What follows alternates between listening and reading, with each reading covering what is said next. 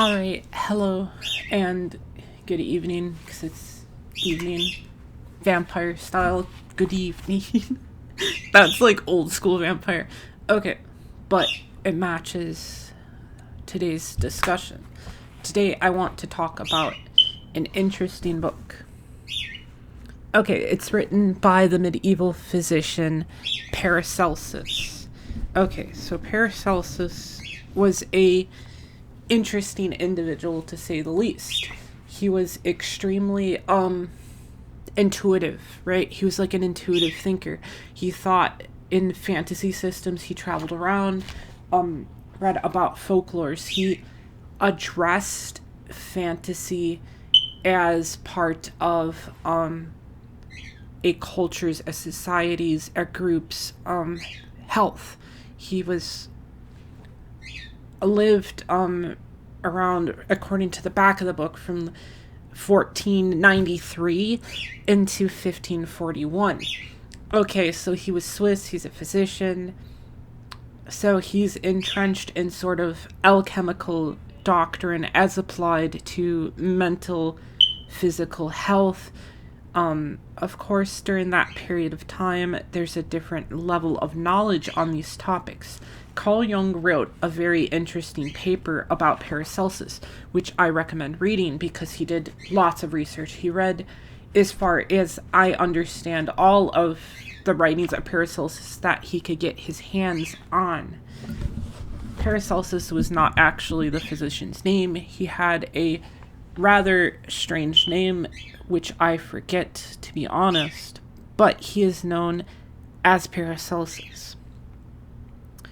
There are also writings that are disputed whether or not they're actually by Paracelsus, but one point that I want to emphasize in terms of Paracelsus is Jung read about Paracelsus a lot. He read, they actually excavated Paracelsus's grave, and my bird is tweeting like crazy again. They exhumed Paracelsus's body, they dug it up, and they analyzed Paracelsus's skeleton. From the skeleton and the dimensions, Jung believes that Paracelsus was actually likely intersex.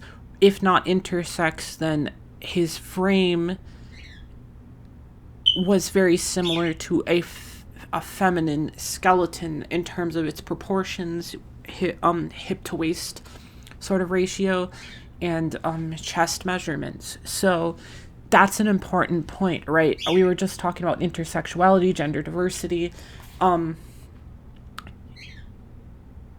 in terms of the healing profession. Being a medieval doctor was very similar to the shamanic role within many other cultures, right? It was probably more of a modern take upon that role. Now, Paracelsus began to write about psychological problems. He actually began to formulate the principle that during plagues, part of the disease was actually a disease of the imagination. He talked about paranoia, mass panic, things along those lines. And just to give more light to Paracelsus's approach in thinking, and you'll see how similar it is to Freudian theory, actually. And actually, Freudian theory is very similar to alchemical philosophy in terms of the actual language that Freud uses and the symbolic expressions he uses, like sublimation is actually taken from alchemical literature, so it was projection, right? So in this passage, it's called A Treatise of Riches Hid Under the Earth, and it's about hidden treasure. So Paracelsus writes about paranormal phenomena in certain areas, households that he saw in patients. So I'm going to read one paragraph from here.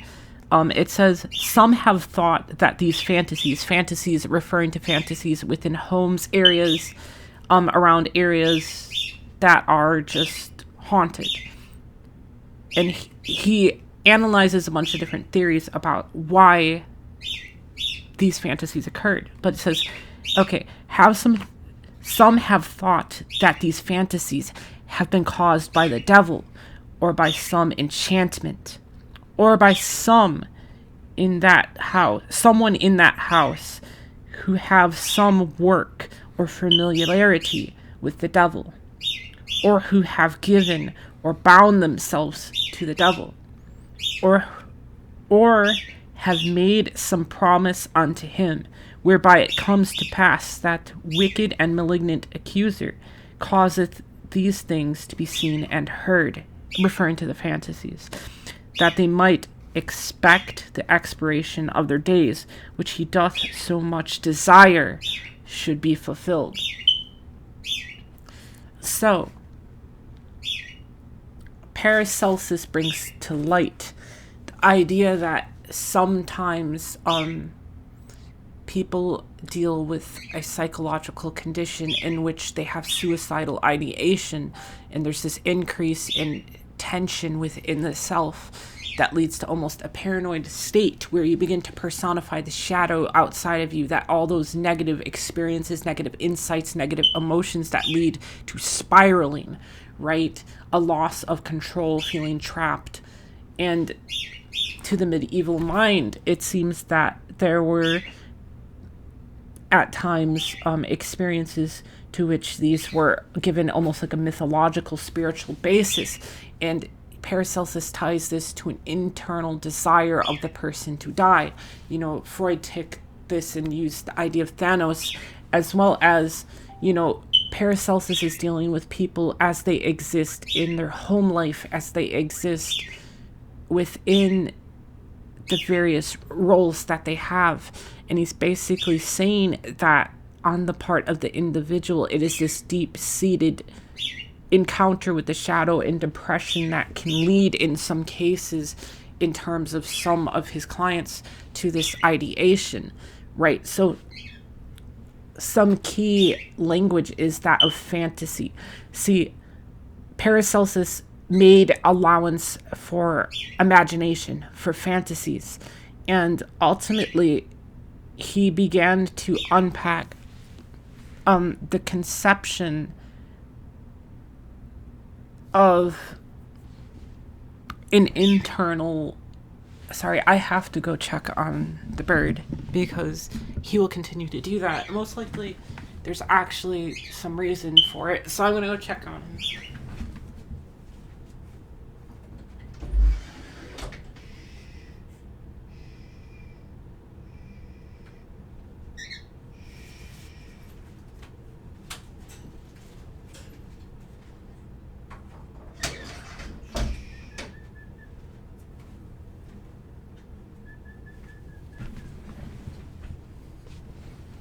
You can tell a lot about a bird based upon the pitch of their tweet. It communicates different things. That was definitely a frustrated, potentially I need something tweet.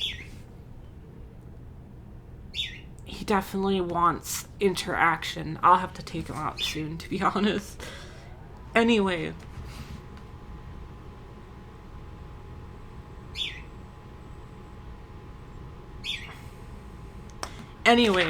He talks about various different conceptualizations of these things, and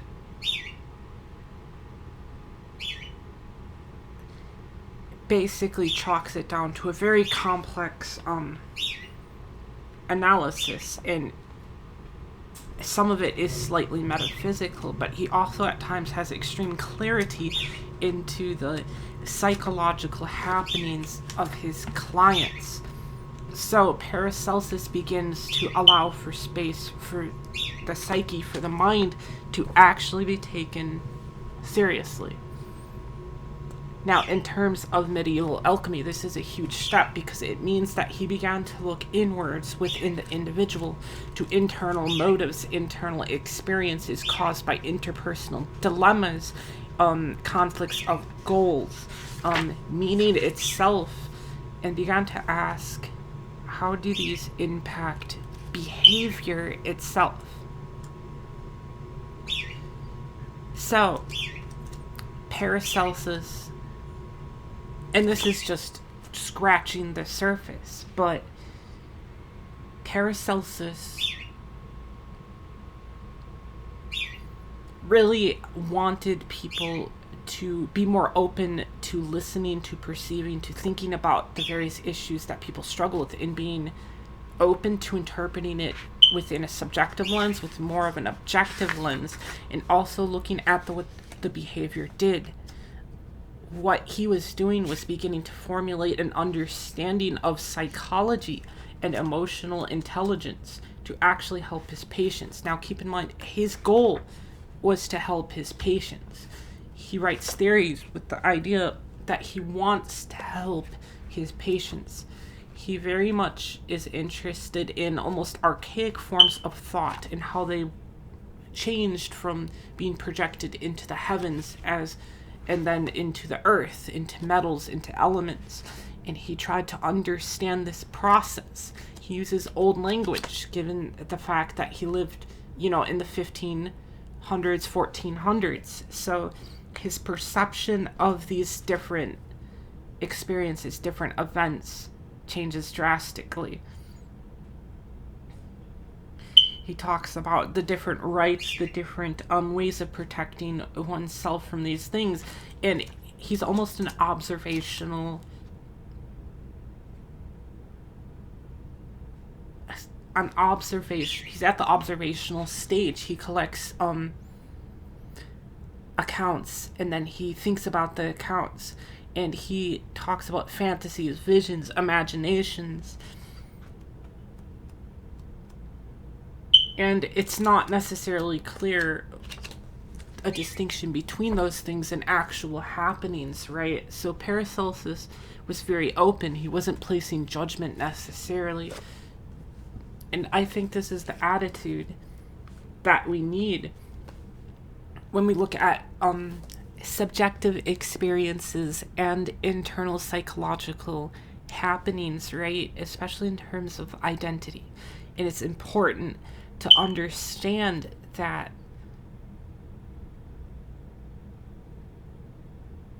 internal experiences can be very strange, and to realize that emotions are a part of them, intuitions, things that are hard to articulate are part of them, and that's where you get ritualistic behaviors, practices, patterns of avoidance, patterns of engagement, drastic changes in emotions, and that can come out in symbolic expressions, right? So stuff like this, very good to read. You can get this book for like $16. Highly recommend reading it. It's not that long. It's like 158 pages. So psychologically, historically, in European psychology, this is a great book to read. And that's just sort of my short introduction and spiel about Paracelsus. I hope to actually do a more in-depth analysis as I read more of the literature that Paracelsus produced and begin to seriously delve into it and place it within the context of other treatises and works to try to understand this symbolic language and also talk about the various ideas, because I think being open to different people's conceptualizations within a historic lens can give us more insight into our own modern day problems. We can find parallels. So anyway, good night, have a good one, and maybe just do something relaxing. I do breathing exercises a lot in the evening, and breathing exercises can trigger relaxation responses, right? So when you breathe in, your heart rate increases. When you breathe out, it decreases. So a good way to calm yourself is to breathe in more quickly than you breathe out, but you don't want to become lightheaded. So a good method is to just breathe in, hold for 8 seconds, breathe out in as much as you can and slowly, and you do that like 4 or 5 times. It should trigger a relaxation response. It's a good practice to use throughout the day if you deal with like any of anxiety, fear, things along those lines, because it helps to get your body into a state of relaxation. Okay. Anyway, good night.